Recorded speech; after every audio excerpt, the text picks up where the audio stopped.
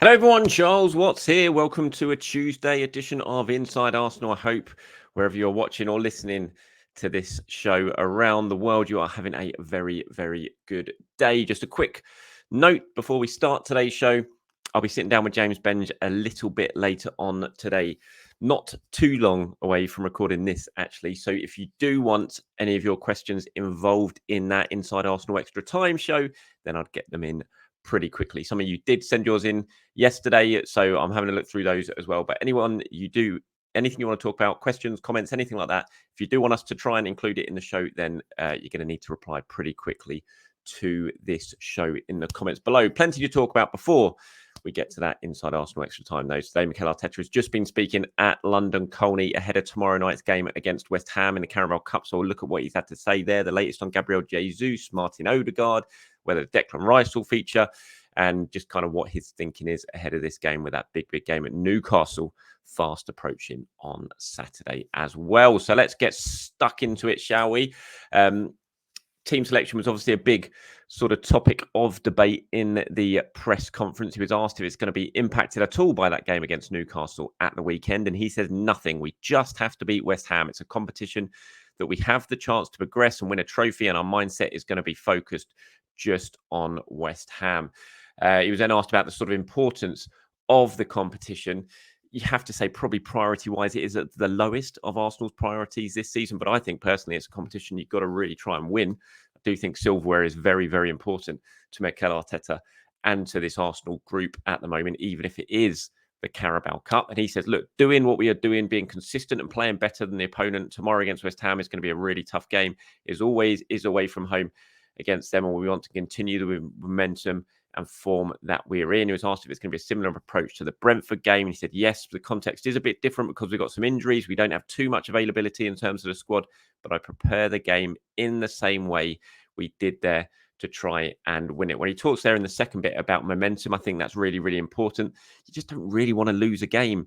Again, the whole, it's only the Carabao Cup. I know it is, it is the lowest of the priorities for Arsenal this season, but any defeat, whatever competition it is, it just halts momentum a little bit. And Arsenal have got a bit of momentum now with the win against City before the international, coming back the way they did to get the draw against Chelsea, going to Sevilla and winning 5-0 at the weekend. There's a nice bit of momentum building there for Arsenal, and you just don't want anything to knock them out of their stride. And as I said, I really think this is an important competition for Arsenal this season. It may be at the lowest point of the priority list, but as I said, I just think it's a really big thing for Arteta to win a trophy. It's been a few years now since that FA Cup win. Everyone knows the importance of silverware and what it can do to a new group, and this is a new young group, and getting their hands on silverware would be really, really important. So I just don't think throwing this competition away would do anyone any good whatsoever, and that's why I think it needs to be, there needs to be full focus on this game. Yes, you've got to rotate. I understand that. He's not going to go out there and play the exact same starting 11 that he would play against Newcastle at the weekend. I think there will be plenty of changes like there were against Brentford, but it's got to be a team that can go out there and compete against a very good Premier League side this Wednesday. One player who doesn't look like will be involved, of course, is Gabriel Jesus. Mikel Arteta was asked about him. Quite interesting. He said, look, with him, I'm not going to put any timescale on it because I did it once and I got it totally wrong. We need to be cautious to treat it in the right way, but he is already pushing everybody. He wants to be back as quick as possible and we need him. So that's great. Yeah, this is going to be an interesting one with Gabriel Jesus. How long is it? He was speaking about Thomas Partey also in this press conference, and he said, look, I think it's going to be weeks for Thomas. There's quite a lot of interesting stuff about Thomas Partey and the recurring injuries that he's been suffering at Arsenal. I think myself and James will talk about that a lot more in depth in the Inside Arsenal Extra Time show, because I think it's a very interesting subject of discussion. But on Jesus, it wasn't a case of it's definitely weeks. He just said this, there's a little bit more mystery around this, and whether that's Arsenal, very much looking at this game at Newcastle at the weekend and thinking there is a possibility that Jesus could return for such a huge game. I think that's obviously open to the sort of way you look at what Mikel's had to say, but it wouldn't surprise me just by the way, we know Jesus recovers quickly. We know he really pushes to be involved. I don't think he'll be tomorrow night, but I wouldn't be totally ruling him out of Saturday. Maybe that's just me and wishful thinking, but we shall see. It's not. I look at those comments from Mikel there, and I don't think that's the worst update by any means when it comes to Jesus's fitness.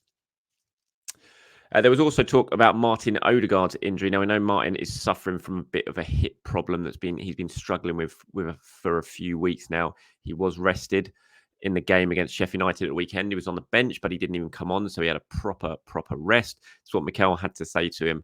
Had to say today in his press conference. Said, look, and he was asked, is he going to be rested again? He said, look, we rested him the other day, so it's how long we rest him and how we manage the minutes and the rhythm he needs as well to be at his best. We had the opportunity to do it on Saturday. We didn't use him at the end, so that was good. He was then asked, is this hip injury, is it all just about rest? There's no other way of fixing it. He said it's not only that, there are a lot of other things you have to do. It's impossible to play with no niggles in football. At this level, when you have games every 3 days, it is impossible. If you try to do that, you better stay in bed. I don't know players who are constantly perfect to stay in the best condition. And that's true. Look, we all know that players play with injuries all the time. It is, as he says, impossible to play at elite level football, take the massive hits that you take, the kicks that you take, the demands you put your body through, to you not be feeling something pretty much every game. For most players, that's fine. They can play through it and they're fine. They can just continue. As long as it's a manageable injury. I don't think there's anything serious with Martin Odegaard. The fact that he was on the bench at the weekend, he was an option to play even though he didn't get on, shows, I think, that there was nothing serious for Martin Odegaard. I can't see him playing in this game against West Ham, not with Newcastle on the horizon. And I know Mikel says, look, all of our focus is on West Ham, not Newcastle. Managers say that. But I do think when it comes to someone like Odegaard, who's clearly been carrying this sort of issue, you don't play him against West Ham in the Carabao Cup, especially with such a demanding game against Newcastle on Saturday. When Odegaard is the person who starts the press, who sets the tempo from the front, and you're going to need to do that against Newcastle. He was exceptional at St James's Park last season in that 2-0 win, and that's the kind of performance you're going to need from him again on Saturday. And so you're going to need him as close to his best and his peak fitness as possible. So I'd be very surprised if we see Odegaard. I think we'll see some important players, but I just can't see Martin being one of them.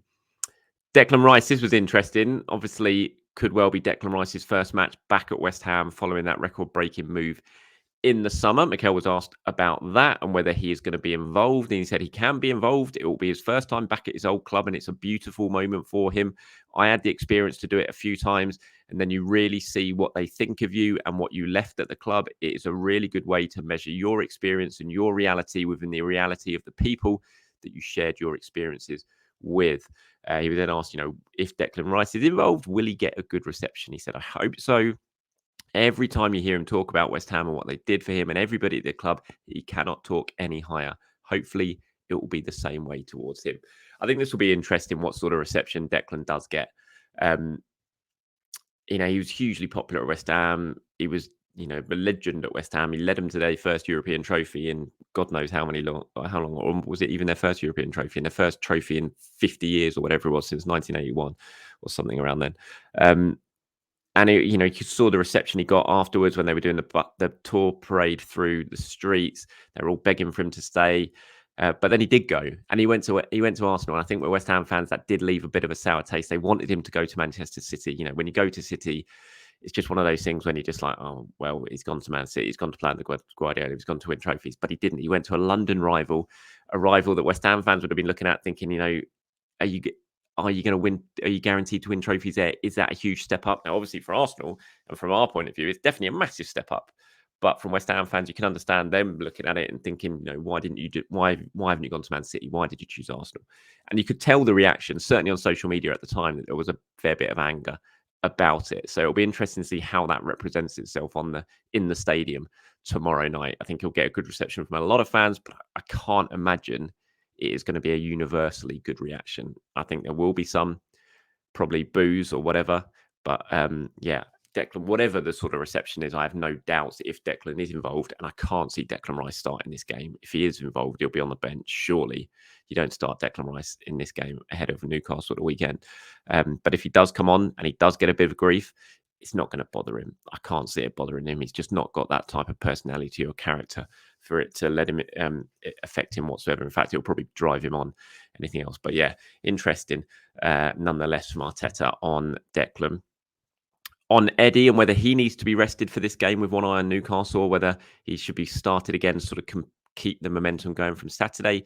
Mikel said, look, it's both. We have to be conscious with the amount of minutes they play. He has started a lot of games in the Premier League, but in terms of how we've utilised him, he's fresh and he's in a really good moment. So when players like this, they have to be used, whether we do it as a starter or on the bench, we will see. I think you've got to kind of take into account what's going on with Gabriel Jesus. I said this in yesterday's show. If Jesus is definitely going to be out, you probably need to protect Nketiah for the Newcastle game on Saturday. If Jesus is going to be involved and potentially playing against Newcastle, then maybe you start Eddie. There are options, obviously, with what Mikel can do up front. Could play Trossard as a 9. You could play Havertz as a 9. So there are options for him. I got a feeling Eddie might well be on the bench. I know he started, didn't he, against Brentford last time out. I think he could be on the bench this time, but we shall see. Just before we get to some of your questions and comments at the end, Mikel was asked about Messi winning Ballon d'Or. Congratulations to Lionel Messi yesterday winning it. What was that, number 8? I think he's won now. It's unbelievable. Not surprising he won it after what he did for Argentina at the World Cup. Mikel said, when you talk about Messi, you can never be wrong. He won the World Cup at his age. It was the pinnacle of his career. It's just incredible. The consistency that he's shown, the level that he's put world football into, I think it's incredible. And I'm so glad we had a few as well nominated on those lists. Of course, Arsenal did have a couple of players. Bukayo Saka came 24th. Martin Odegaard came 28th. Ramsdale was also in the list for the top goalkeeper award. When Mikel was asked, how did that make you feel having those players involved? He said, pride. It's always good to look at yourselves next to those names. It's a compliment for them for what they have done. Now the challenge is to be higher up on those lists next season. And it will be interesting, I think, to see where Arsenal's star players are next season on that list. I think 24th and 28th, given the season Saka and Odegaard had last season, maybe, you could say is a little bit too high. I think maybe they could have been in with a shout of being in the top 20, but ultimately they didn't win a trophy. And we all know how important that is when it comes to these sort of individual awards. If Arsenal can get their hands on trophies this season, then I have no doubt that the likes of Saka and potentially Odegaard could be far higher up on that list because they are such good players. Okay, let's get on to some questions and comments from you guys now before we wrap this up today. Here's one from Ollie Mack, who says, whatever happened with Cedric? Is he still part of the squad? Happy not playing? Well, you'd have seen Cedric at the weekend celebrating Eddie Nketiah's goal up in the, I think it was director's box, or if it wasn't director's box, it was one of the players' boxes. He was sitting next to Gabriel Jesus. So he is obviously still around. He is part of the squad. I think he'll be in the squad tomorrow. He did come on against Brentford last time out, but I think that's about as much as we're going to see from Cedric this season. There were chances for him to go in the summer. Nothing really materialised. And Arsenal, we know they like to cancel contracts if they can with players who aren't really going to be involved. But I think, to be honest, after talking with Cedric, they probably all came to the conclusion that it was just worth sticking around for the season with him. He's not on huge bank busting money like some of the players at Arsenal have decided to cancel the contracts early. I think they probably see it was manageable and it was worth keeping him around just in case there were any injuries. Like I said, he played against Brentford, or he came on against Brentford in the last round. I think he'll be involved this week, tomorrow night against West Ham as well. And so he's just going to be around. So happy not playing, I doubt it. No player's happy playing, but at the end of the day, he's getting paid pretty handsomely, I imagine, for this season. And he's still going to be hoping for some minutes. So yeah, he is still part of the squad. Here's one from John. He says, the lineup for Brentford was Ramsdale, Kivior, Gabriel, Tomiyasu, White, Havertz, Jorginho, Smith-Rowe, Nelson, Nketiah, and Sogo Jr.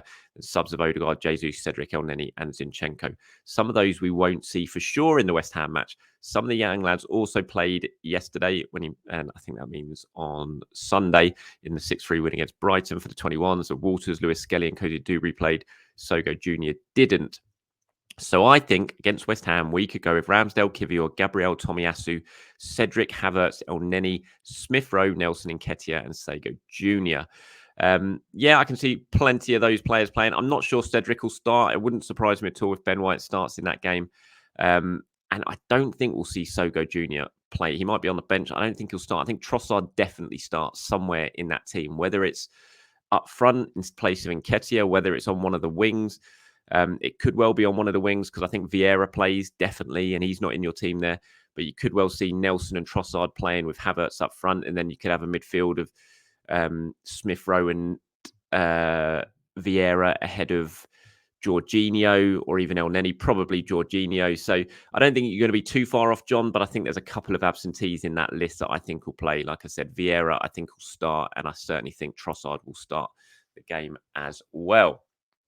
And last but not least, of course, from Barry here says, "Good day, Charles. My question is David Raya not on loan and his permanent deal still to be negotiated? I'm slightly confused to why there's so much constant discussion. Yes, he is on loan. It is a loan for the season, but that was only really done. That deal was only struck the way it was because of Arsenal sort of getting around FFP, and they'd spent a lot of money at that time. They hadn't brought enough in, and it was a case of just getting a loan deal agreed so that it would be turned permanent. It will be turned permanent in the summer. I'll be stunned if it isn't. Brentford are expecting it to. Arsenal are expecting it to. So I think it was just a way of sort of getting around FFP for the summer outlay that Arsenal had already done. All right, everyone, that's it from me. Thank you very much for watching. As usual, like I said, I will be back a little bit later on today with Inside Arsenal Extra Time with James Benge. If you do want any comments or questions included in that show, get them in and get them in very, very quickly, because we are sitting down very soon to record that episode. Until next time, everyone, have a very good day. I'll speak to you soon.